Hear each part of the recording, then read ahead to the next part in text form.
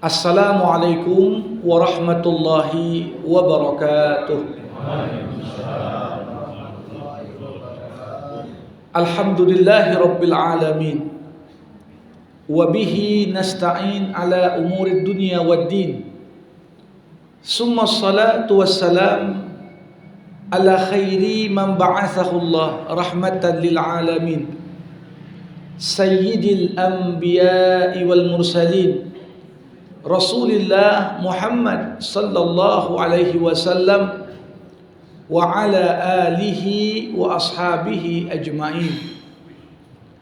Allahumma allimna ma yanfa'una wanfa'na bima 'allamtana wa zidna ilma innaka antal alimul hakim.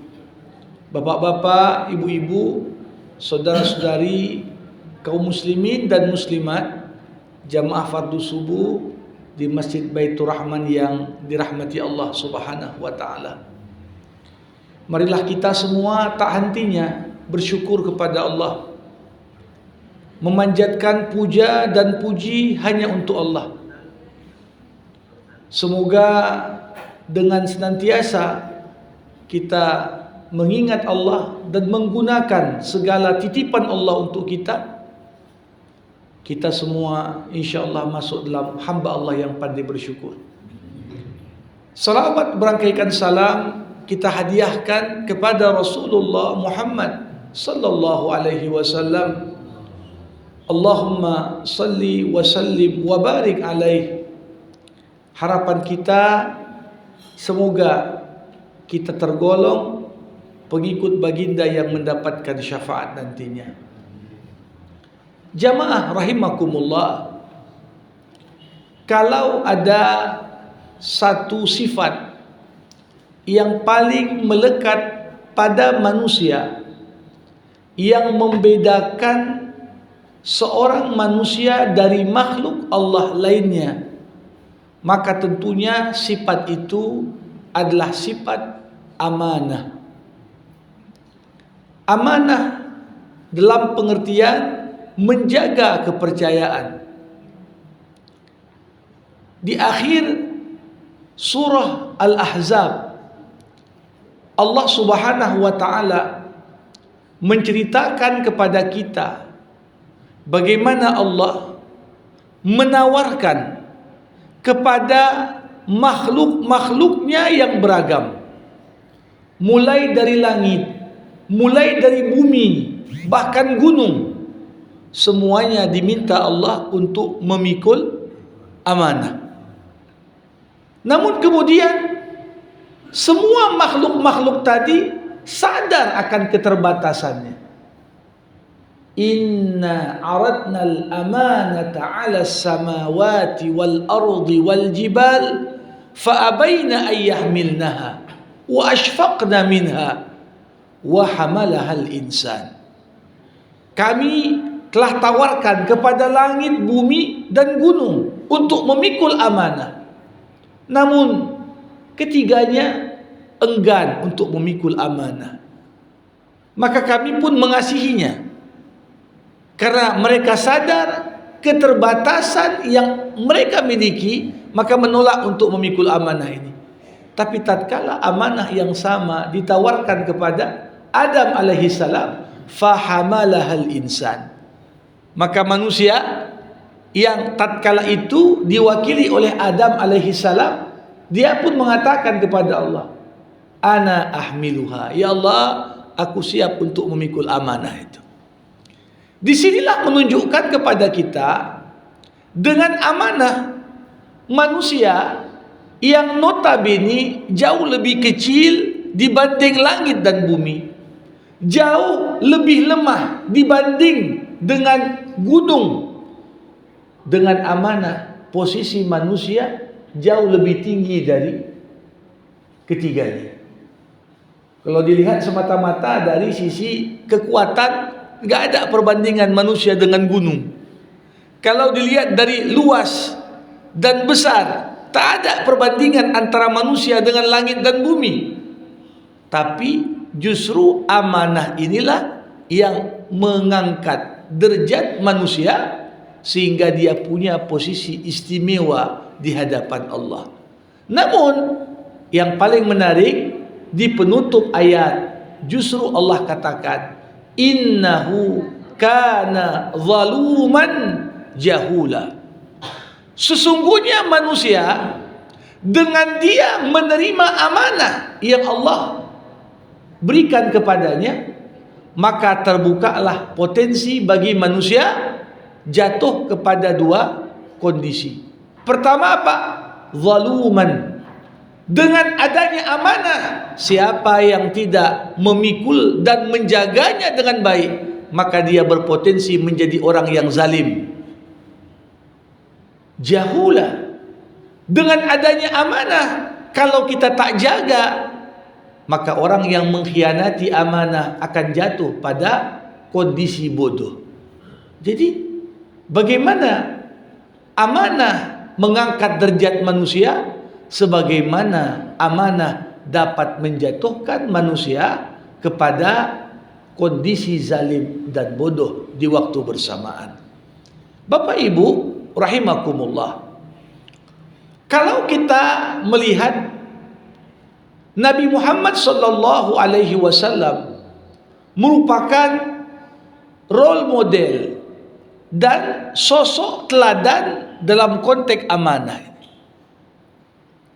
Bagaimana Nabi Muhammad dalam usianya yang sangat terbatas, Nabi bisa dikatakan sukses dalam memikul semua amanah dalam hidupnya.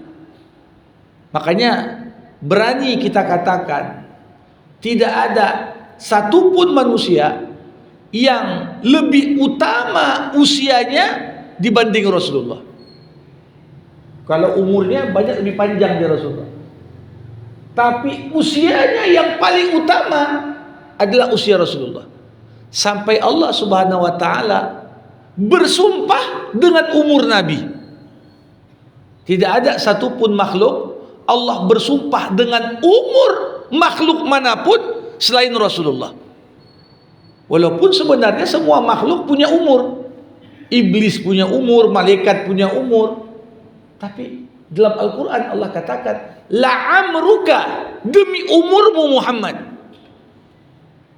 Ini isyarat bagaimana Allah Subhanahu wa taala bersumpah dengan umur Nabi, karena itu adalah umur yang penuh dengan pemeliharaan dan penjagaan terhadap amanah-amanah yang Allah Subhanahu wa taala berikan kepadanya. Bapak Ibu rahimakumullah, di dalam hidup ini manusia memiliki banyak sekali amanah, dan tiap amanah ini kita bertanggung jawab untuk menyampaikannya kepada pemiliknya. Inilah makna dari firman Allah Subhanahu wa taala di dalam surah An-Nisa ayat 58. Apa kata Allah?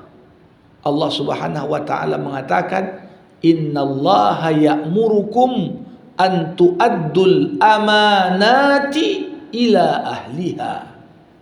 Sesungguhnya Allah memerintahkan kalian untuk menyampaikan tiap amanah kepada pemiliknya. Ayat yang tadi saya bacakan, kalau kita buka buku-buku tafsir, ayat ini turun berkenaan dengan sebuah peristiwa. Ketika Nabi Muhammad sallallahu alaihi wasallam di tahun ke-8 Hijriah balik ke Mekah untuk membebaskan kota Mekah. Setelah 8 tahun sebelumnya Nabi terpaksa harus mengendap-endap, bersembunyi keluar dari Mekah demi jalannya roda dakwah Islam. Tatkala itu Nabi Muhammad SAW memerintahkan kepada Ali bin Abi Thalib untuk mengambil kunci Ka'bah dari sosok tokoh Quraisy yang keluarganya sudah turun-temurun bertanggungjawab menjaga keamanan Ka'bah, bahkan menjaga kunci pintu Ka'bah.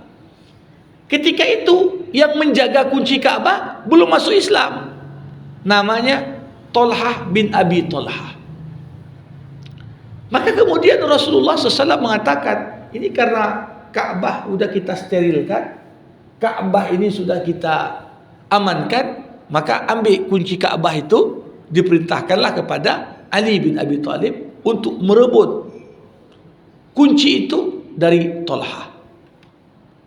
Kemudian setelah Nabi Muhammad sallallahu alaihi wasallam memberikan pengampunan umum kepada penduduk Mekah yang dulu mau membunuhnya, yang dulu mengusirnya, yang dulu mengintimidasinya, Nabi berkata, bubar, kalian sudah kumaafkan. Di momen itu banyak orang-orang Mekah tergerak hatinya hingga pada akhirnya bersyahadat dan masuk Islam. Di antara yang masuk Islam adalah Tolhah bin Abi Tolhah yang dulu megang kunci Ka'bah. Maka setelah Tolhah bin Abi Tolhah masuk Islam, turun ayat menyuruh, sesungguhnya Allah memerintahkanmu mengembalikan amanah pada pemiliknya. Konteks turunnya ayat ini secara khusus maknanya apa? Allah memerintahkan Nabi agar menyuruh Ali bin Abi Thalib mengembalikan kunci Ka'bah yang sudah diambil sebelumnya, karena orang yang bertanggung jawab dan amanah terhadap masalah ini dia sudah muslim, bahkan dia menjadi bagian dari Islam. Nabi Muhammad menyuruh untuk dibalikkan. Bukan hanya itu, tatkala Nabi Muhammad kembalikan kunci itu kepada Tolhah, Nabi Muhammad berkata, kunci ini tetap berada di tanganmu dan keturunanmu sampai hari kiamat. Tidak ada yang mengambil hak ini darimu kecuali dia zalim. Jemaah rahimakumullah, ini bentuk bagaimana dalam hidup nilai manusia diukur dari sejauh mana kita jaga kepercayaan yang diberikan kepada kita. Itulah makna amanah. Jamaah rahimakumullah, kita melihat para ulama membagi amanah yang melekat pada diri kita kepada 3 kelompok. Yang pertama, amanah manusia terhadap Allah Subhanahu wa taala.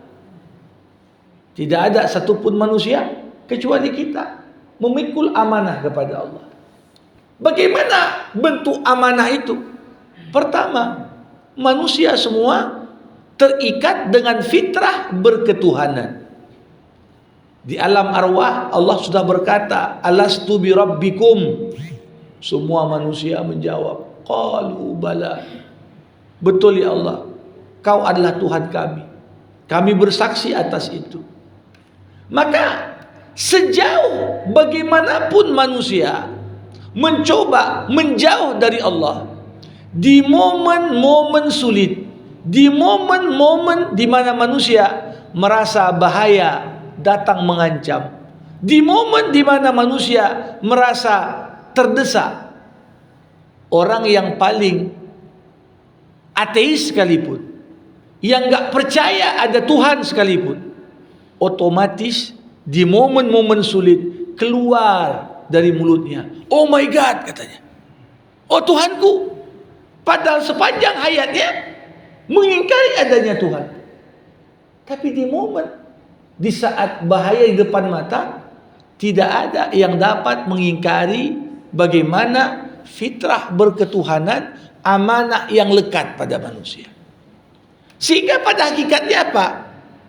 Semua perintah Allah, semua larangan Allah, ini semua adalah amanah Allah yang melekat di pundak kita. Solat, amanah. Zakat bagi yang mampu, amanah. Ya, haji, amanah. Begitu juga puasa, amanah. Tidak ada satupun apa yang Allah perintahkan untuk kita kerjakan kecuali kita terikat dengan amanah kepada Allah. Maka dari itu kata amanah punya keterkaitan dengan kata iman. Semakin kuat iman, maka semakin komitmen terhadap amanah menjadi besar. Kata amanah juga diambil dari akar kata yang sama dengan aman. Maknanya apa? Setiap kali kita tunaikan amanah kita, khususnya amanah kepada Allah, maka Allah balas amanah itu dengan memberikan dalam hati kita rasa aman dan tenang. Ketika Nabi ditanya, apa itu perbuatan baik? Matma'annat ilaihin nafsu. Berbuat baik itu ketika hatimu tenang. Ada orang ngasih utang, maka ketika kita balikkan utang itu, tenang hati kita. Ada orang minta kita menjaga rumahnya saat dia liburan, ya. Begitu selesai, tenang hati kita. Kadang-kadang kita juga diamanahkan Allah anak, pasangan hidup, harta. Ini semua amanah juga. Jadi bagaimana amanah ketika ditunaikan melahirkan rasa aman. Rasa aman yang tak mungkin dapat tergantikan. Sebaliknya, dosa adalah faktor paling utama yang melahirkan ketakutan dalam diri manusia. Coba bayangkan kalau ada orang berzina, ya, senikmat apapun akan datang momen dia ketakutan atas perbuatannya. Coba bayangkan seorang membunuh atau tabrak lari, apapun maksiat dan kejahatan yang dilakukan manusia merenggut rasa aman pada dirinya.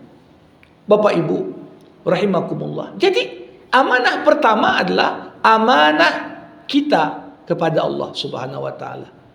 Dengan mengerjakan segala yang Allah perintahkan, tinggalkan segala apa yang Allah larang, maka kita dianggap pribadi yang amanah. Yang kedua, ada amanah manusia kepada sesama. Ada amanah kita pada kedua orang tua kita. Ada amanah kita pada pasangan hidup kita. Ada amanah kita pada anak-anak kita. Ada amanah kita kepada tetangga kita. Ada amanah kita kepada orang yang bekerja kepada kita. Ini makna dari apa yang dikatakan Nabi. Kullukum ra'in wa kullukum mas'ulun an ra'iyati. Setiap kalian adalah pemimpin dan tiap kalian pasti akan dimintai pertanggungjawaban atas apa yang kalian pimpin. Ar-rajulu ra'in wa huwa mas'ulun an ra'iyati. Seorang suami, dia adalah pemimpin di rumah, dia akan ditanya nanti pada hari kiamat tentang istrinya, tentang anaknya, tentang hartanya, tentang semua yang ada pada kehidupannya. Wal mar'atu ra'iyatun fi baiti zawjiha wa hiya mas'ulatun an ra'iyatiha. Seorang istri, dia juga pemimpin di rumah suaminya. Ketika suaminya tak ada di rumah, dialah pemimpin di sana dan dia pun harus amanah akan kepemimpinannya karena akan ditanya, ya, apakah kau jaga kehormatanmu, jaga auratmu, jaga keluargamu, jaga rahasia dalam keluarga, semua ditanya. Bahkan wal khadimatu ra'iyatun fi baiti sayyidiha wa hiya mas'ulatun an ra'iyatiha. Seorang asisten rumah tangga, kalau zaman dulu seorang budak hamba sahaya, dia adalah pemimpin terhadap aset tuannya.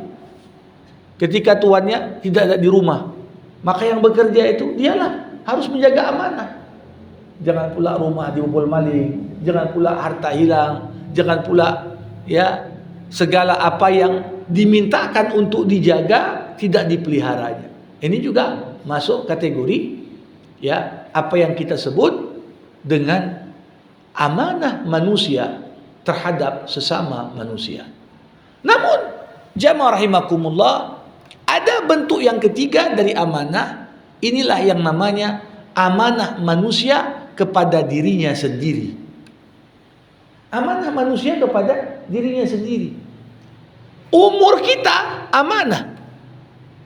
Coba bayangkan, tidak akan bergeser kaki seorang hamba sampai ditanya tentang 4 hal.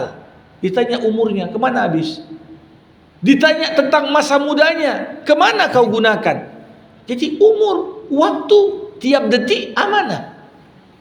Coba bayangkan orang yang menyia-nyiakan waktunya, sesungguhnya ia telah menyia-nyiakan modal hidupnya. Bagaimana semua anggota tubuh pada diri kita, ini amanah Allah. Makanya tak boleh kita rusak.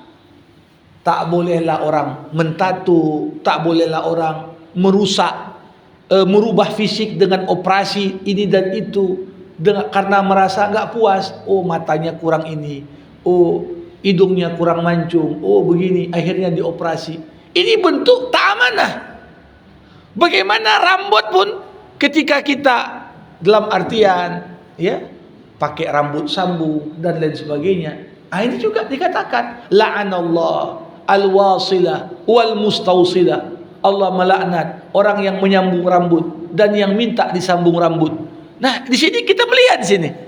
Kenapa ada bentuk laknat begitu berat? Berangkat karena manusia mengabaikan sifat yang paling melekat pada dirinya, itulah sifat amanah. Jamaah rahimakumullah. Jadi amanah ini dimulai dari hal yang kecil sampai dengan hal yang besar. Hal yang kecil itu berkaitan dengan kepentingan diri kita.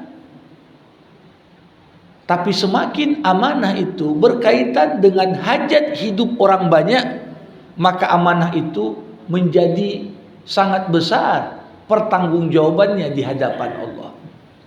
Coba bayangkan kita ya masuk waktu subuh tak solat.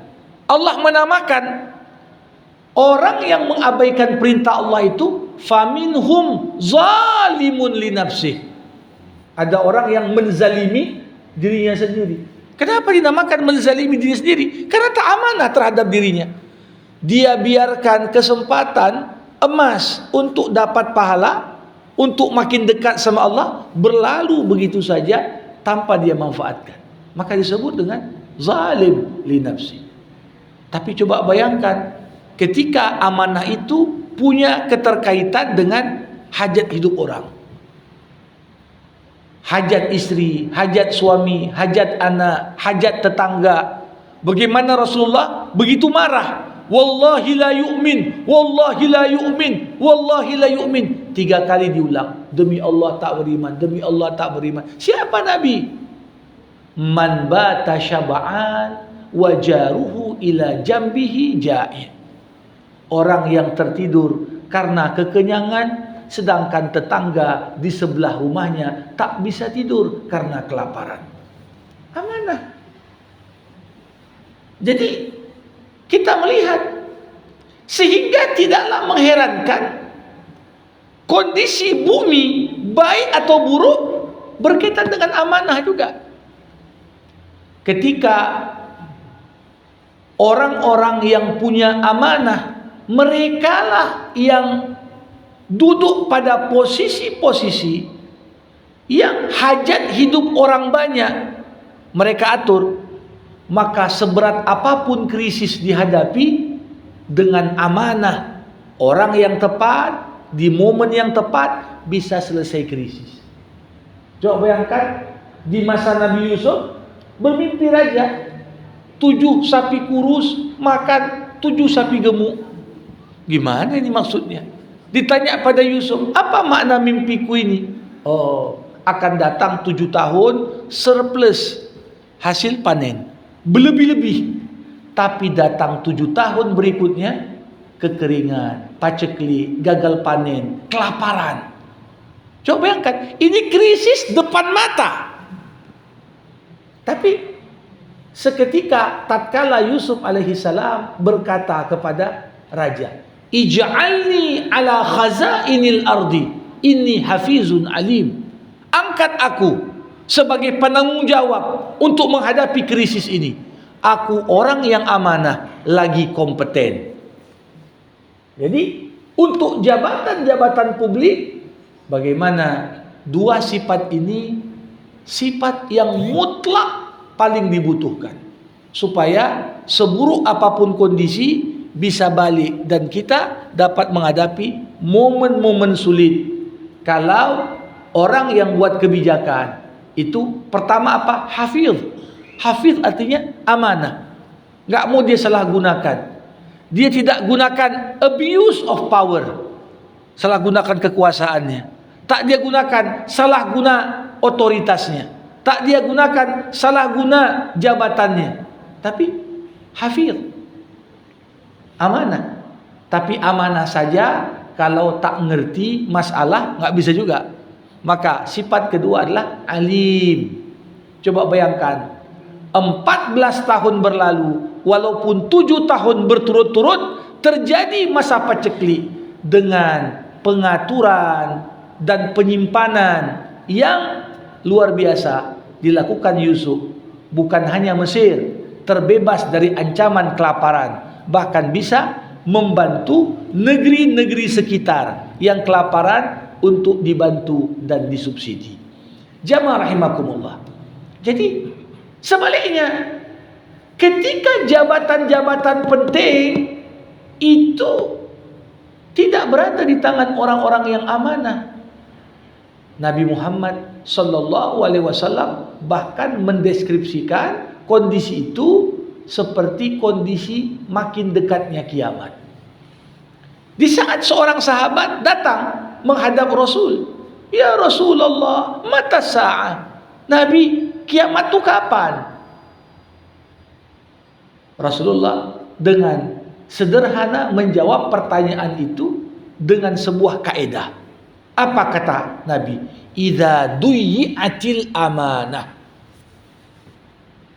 Kiamat, kehancuran akan datang, cepat atau lambat.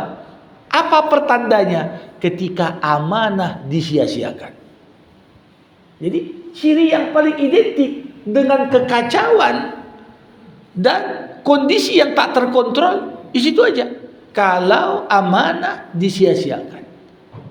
Sahabat tanya lagi, Rasulullah, bagaimana pula amanah itu bisa disia-siakan? Rasulullah kemudian menjawab, idza wussidal amru ila ghairi ahlihi fantadhiris sa'ah. Ketika satu urusan penting diserahkan kepada orang yang tak kompeten, kepada orang yang tidak layak untuk menerima posisi itu, maka tunggulah kehancuran dan kiamat datang. Jamaah rahimakumullah. Jadi sekali lagi, kondisi dunia saat ini sedang tak baik-baik saja. Para pakar memandang, wah ini bahkan potensi lahir perang dunia ketiga pun terbuka lebar. Saat perang bukan hanya di jalur Gaza semata-mata, tapi Israel pun sudah mengarahkan lagi ke Lebanon, ke Yaman, ke Iran. Ya. Di saat banyak para pemimpin dunia justru terkesan dalam kondisi seperti ini tak amanah. Kenapa? Bersuara pun tak, ya. Diam semua macam sariawan. Di sini padahal bisa kita katakan ini amanah. Amanah karena setiap pemimpin bukan hanya dia perlu jaga rakyatnya semata, tapi potensi-potensi yang bisa muncul, ya, atas dasar nama kemanusiaan saja, setidaknya seorang menyampaikan, ya, segala bentuk sikap tidak amanah. Karena dalam pandangan agama, lawan dari kata amanah adalah khianat. Amanah artinya menjaga kepercayaan, khianat artinya apa? Kita langgar kepercayaan itu. Di dalam Al-Quran, Allah Subhanahu wa Ta'ala secara spesifik mengingatkan orang-orang yang beriman, Ya ayyuhalladzina amanu la takhunullah war rasul wa takhunu amanatikum wa antum ta'lamun. Wahai orang-orang yang beriman, janganlah kalian khianati Allah, Rasul, dan kalian khianati kepercayaan-kepercayaan yang telah diberikan antar sesama kalian.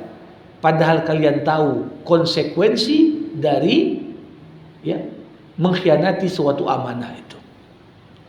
Jadi ini potret gambaran. Dan saya bisa katakan Bapak Ibu, kita sekarang hidup di era digital. Setiap mukmin di era digital ini, amanah yang melekat pada diri kita semakin besar. Pertama, era digital itu era di mana terjadi ledakan data dan informasi. Kalau dulu orang sulit cari data, orang sulit cari info. Sekarang info berlebih. Bahkan banyak info tak penting pun ada juga. Ya. Bahkan tak jarang sengaja disebar info tak penting supaya orang disibukkan dari info yang penting. Begitu zaman sekarang. Tapi di sisi lain, betapa amanah itu makin terasa pentingnya di era digital. Coba bayangkan berapa banyak data pribadi orang yang dibuka. Ya. Dilihat juga bagaimana berita-berita bohong, hoax, ya, tuduhan dan fitnah begitu mudah.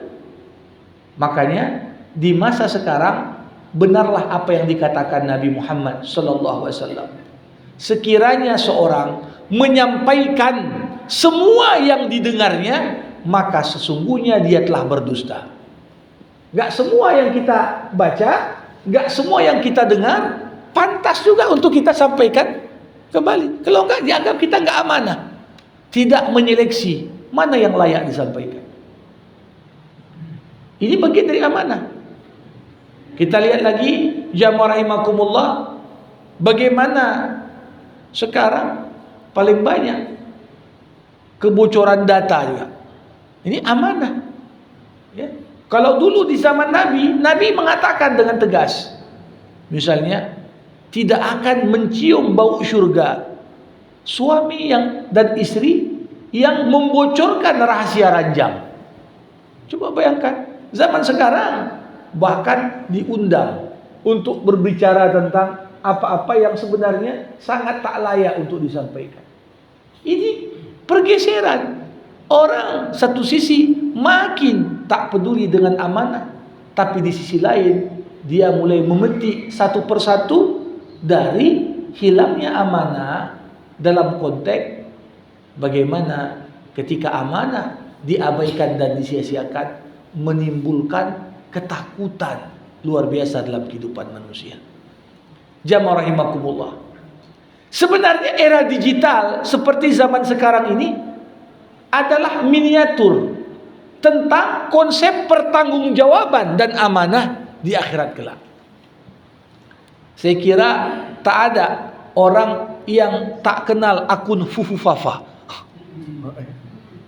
Ini potret gambaran contoh amanah kecil di dunia.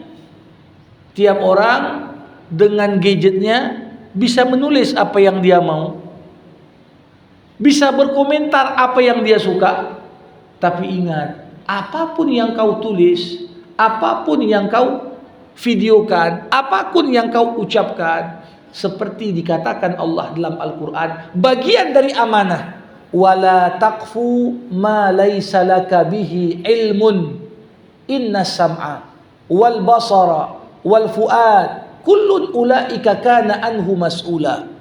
Janganlah kau campuri urusan yang kau tak punya ilmu tentangnya, kata Allah. Kenapa? Pendengaranmu, penglihatanmu, akal dan hatimu semuanya akan dimintai pertanggungjawaban. Nah, banyak orang ya, dia anggap pakai akun bodong pun tak apa-apanya, itu tak ada yang tahu. Coba bayangkan, kita nampak hebat, ketika Allah masih tutup aib kita. Seketika Allah buka aib kita, tak ada satupun pihak yang bisa menutupi apa yang sudah Allah bukakan. Nah, ini bagian dari amanah. Renungkan. Bayangkan manusia berbuat suka hati yang ditulis. Berapa banyak orang menulis, dia kira, oh nanti kan bisa dihapus. Tak tahu betapa kejam jejak digital itu. Sesuatu video yang sudah tersebar tak akan mungkin dihapus kalau sudah masuk internet. Ada aja yang simpan. Ya. Bagaimana satu tulisan? Nah, ini semua menunjukkan pada kita, apapun yang kau buat, kau terikat dengan amanah di situ. Terikat dengan amanah di situ. Seketika kita lupa ada tanggung jawab di sana, maka boleh jadi kita orang pertama yang justru menyesali apa yang sudah kita perbuat sebelumnya. Nah, untuk itulah jamaah rahimakumullah, tentunya nilai amanah ini keteladanan yang paling utama kita ambil dari Nabi. Keteladanan yang harus kita awali dari diri kita masing-masing. Menghadapi berbagai perubahan yang begitu cepat dan kadang-kadang sulit untuk kita prediksi. Amanah adalah upaya kita mengembalikan setiap urusan pada tempatnya. Coba bayangkan, dikatakan pada ayat yang saya baca di awal, ketika kau tak amanah, maka kau jatuh kepada kezaliman. Menzalimi orang, menzalimi diri sendiri, bahkan bisa menzalimi Allah Subhanahu wa taala dalam bentuk perbuatan syirik. Ketika kita tak amanah, kita masuk kelompok orang bodoh. Orang bodoh. Kenapa? Tiap amanah itu ketika dijaga akan memberikan kepada seseorang itu citra yang positif. Coba bayangkan, bagaimana manusia yang sudah meninggal 14 abad yang lalu namanya masih dielu-elukan. Siapa dia? Sosok Rasulullah. Ada orang hari ini dikubur, besok gak ada yang ingat. Tapi orang 14 abad yang lalu berbuat. Sampai sekarang kita masih petik buah perjuangannya. Bukan hanya itu, Bapak Ibu. Di abad 21 baru dikatakan nama depan paling banyak dipakai manusia di muka bumi. Siapa? Nama Muhammad. Artinya dampaknya itu berkesinambungan. Kenapa? Berangkat. Umurnya penuh dengan amanah. Dia mampu tunaikan amanah. Wa rafa'na laka zikrak. Kami angkat namamu Muhammad. Sehingga walaupun kau sudah meninggal, namamu tetap dielu-elukan. Bandingkan dengan orang yang dulu mengatakan, biar aja si Muhammad, dia tak punya anak laki-laki, bentar lagi Muhammad pun akan dilupakan sejarah. Ini cakap siapa? Cakap Abu Jahal, cakap Abu Lahab. Sampai turun surah Al-Kautsar untuk mengobati hati Nabi yang terluka dan sedih, karena dikatakan akan putus Muhammad dari ingat sejarah. Tapi Allah katakan, inna syani'aka huwal abtar. Orang yang menghinamu Muhammad, justru dia yang akan terputus. Coba bayangkan berapa puluh juta orang jamaah haji dan umroh tiap tahun. Ya. Berapa puluh juta. Ini yang berangkat. Ada nggak orang sampai Mekah nanya, mana kuburan Abu Lahab? Mau ziarah dulu. Nggak ada. Begitu sampai Madinah, mana kuburan Nabi? Itu yang diziarahi. Mana baki kuburan para sahabat? Artinya apa? Orang yang tak amanah, seberapa keras pun berusaha supaya diingat, supaya meninggalkan legacy. Tapi kalau tak amanah, maka sesungguhnya dia akan masuk tong sampah sejarah. Ini hukum Allah yang tentunya jadi perenungan bagi kita semua. Mudah-mudahan apa yang disampaikan di pagi hari yang berbahagia ini bermanfaat bagi kita semua. Sebelum saya tutup, kita buka diskusi dan tanya jawab. Bapak Ibu yang mau bertanya, berkomentar, dipersilahkan. Terima kasih Ustaz atas kajian yang sangat mencerahkan. Bapak Ibu yang dirahmati Allah, masih ada sedikit waktu, kami persilakan.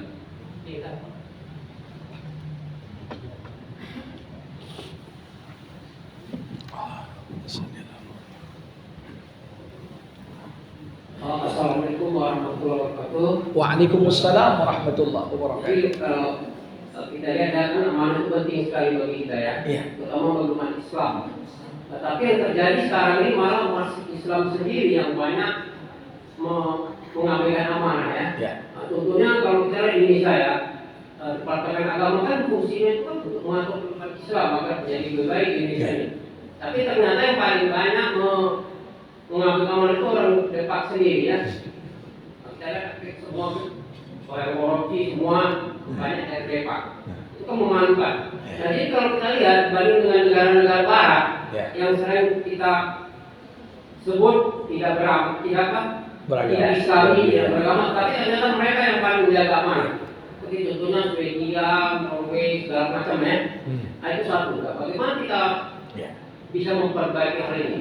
Dan kemudian yang saya kata tadi tentang masalah digital ini, makin banyak info yang ada di dunia maya ini, makin semangat tidak menyebarkannya. Padahal kan itu kan tidak benar. Tapi kenapa kita tidak berusaha untuk memeriksa kebenarannya sebelum menyebarkan kepada orang lain? Terima kasih banyak. Baik, jamaah rahimakumullah. Kalau kita melihat perilaku amanah sangat ditentukan oleh dua faktor penting. Faktor pertama, faktor internal, itulah faktor kesadaran akan nilai amanah. Yang sebenarnya inilah esensi pengamalan agama. Beda antara pengetahuan agama dengan pengaman agama. Kadang orang bisa dia tahu ya, tapi dia pun tak buat. Makanya tadi imam kita pun membacakan atamuruna nasa bil birri wa tansawna anfusakum. Kau nyuruh orang buat baik, tapi kau pun tak buat. Jadi ketika wazi' atau pengawasan internal pada diri seorang lemah, itu menjadi cikal bakal pertama hilangnya amanah. Karena kita nggak pernah lagi merasa kita terawasi. Tapi ada faktor kedua, orang itu amanah. Apa itu? Faktor eksternal. Terbangunnya sistem yang bagus. Satu sisi di negara barat yang kita katakan tadi jauh dari Islam, memang nggak ada kesadaran internal. Cuma sistem di negara itu sudah terbangun dengan baik. Sehingga apa? Tiap sudut ada CCTV, tiap ada pelanggaran langsung bisa dicek, dan mereka komit untuk tegakkan aturan. Ya, ini yang membuat teratur. Nah, di sisi lain di negara Muslim udah kesadaran lemah, sistem pun sangat lemah juga. Sehingga seperti dikatakan Said Qutb, jahiliyah yang sistematik hanya dapat dikalahkan dengan Islam yang terorganisir. Ini sifat-sifat suka khianat, tidak amanah, ini kan sifat-sifat jahiliyah ini. Tapi sudah masuk kategori terorganisir dia. Maka kalau hanya komitmen melawan bentuk-bentuk pengkhianatan ini hanya pada individu, satu dua orang, ya payah kita melawannya. Nah, justru orang yang jujur kali dianggap benalu dalam sebuah organisasi yang sudah terlalu rusak amanah di situ. Orang mau perbaiki dia pun malah dibuang. Nah, ini yang pertama. Yang kedua tadi bisa diingatkan tadi Pak, agak terlupa saya. Oh, era digital ya. Ya, baik. Ya, era digital ini tentunya saya katakan dengan sifat era ini ada ledakan informasi. Tidak semua berita itu layak juga untuk kita share, untuk kita sebarluaskan. Karena dalam agama pertama apa? Perlu untuk kita tabayyun, tasabbut, verifikasi dulu berita itu. Dan di era digital dengan mudahnya adu domba, fitnah, di sini paling penting justru antar sesama muslim mengembangkan rasa prasangka baik pada saudaranya. Coba bayangkan, ya kalau dulu Belanda dengan berabad-abad dengan mengadu domba satu kelompok dengan yang lain, ini begitu juga. Quran mengatakan, kenapa Fir'aun bisa berkuasa cukup lama? Inna fir'auna ala fil ardi wa ja'ala ahlaha syi'a. Sesungguhnya Fir'aun berkuasa di muka bumi dengan cara apa? Dia adu domba antar sesama rakyatnya. Maka yang mau bertahan kekuasaannya kalau nggak amanah gimana? Sibukkan kelompok ini berkelahi dengan ini, sibukkan ini berkelahi dengan ini. Nah, begitu yang terjadi. Maka sering sekali berita-berita tak bertanggung jawab tadi malah diproduksi secara massal untuk tujuan-tujuan yang tak baik. Nah, ini yang perlu untuk kita pahami sehingga Nabi mengatakan termasuk orang itu dianggap berdusta kalau dia sampaikan semua yang didengarnya. Jadi nggak semua yang kita dengar itu layak kita sampaikan kembali, tapi perlu dipastikan kebenarannya lebih dahulu. Demikian Pak. Ya. Silakan Ibu. Ya.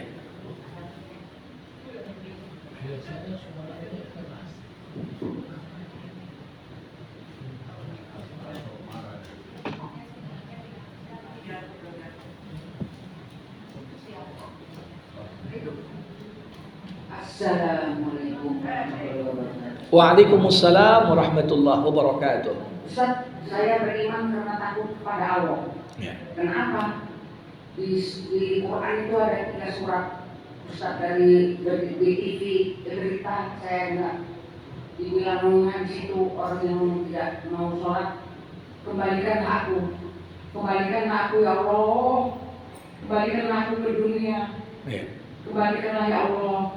Supaya apa? Supaya aku akan memperbaiki amal ibadahku, sedekahku, berbuat baik sama tetangga-tetanggaku, sama orang tuaku. Bahkan yang udah beriman ini pun dibilangnya menjadi juga pada itu adalah hari yang sangat besar. Itu dibaca atau di hari yaumul akhir, udah gitu,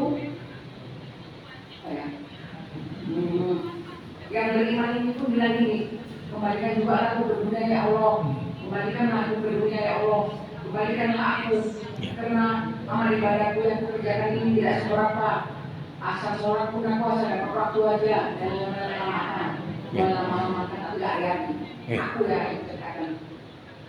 Jadi sampai segitu dasarnya orang meninggal bisa bercakap seperti itu betul Pak, memang Quran, tapi cara Ustaz itu menyampaikannya sampai aku keluar air aku tersentuh lagi. Benar ya Ustaz? Terima kasih. Ya. Baik Ibu. Jadi tepat tadi dikatakan tidak ada manusia kecuali akan menyesali apa yang dibuatnya. Bahkan orang yang beriman pun menyesali. Kenapa? Kenapa amalku kurang banyak? Walaupun dia sudah beriman, tetap dia merasa kalau ku tambahkan begini lebih baik lagi.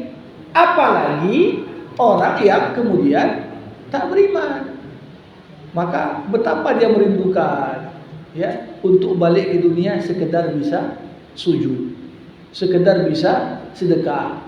Nah ini gambaran tepat sekali itu akan terjadi pada, makanya hari kiamat juga disebut yaumul hasrah. Kata hasrah artinya penyesalan. Semua orang menyesal di momen itu. Kenapa? Karena tetap saja apa yang sudah dia buat ya masih banyak peluang-peluang yang mungkin ditambahkan. Demikian. Baik, terima kasih Ustaz.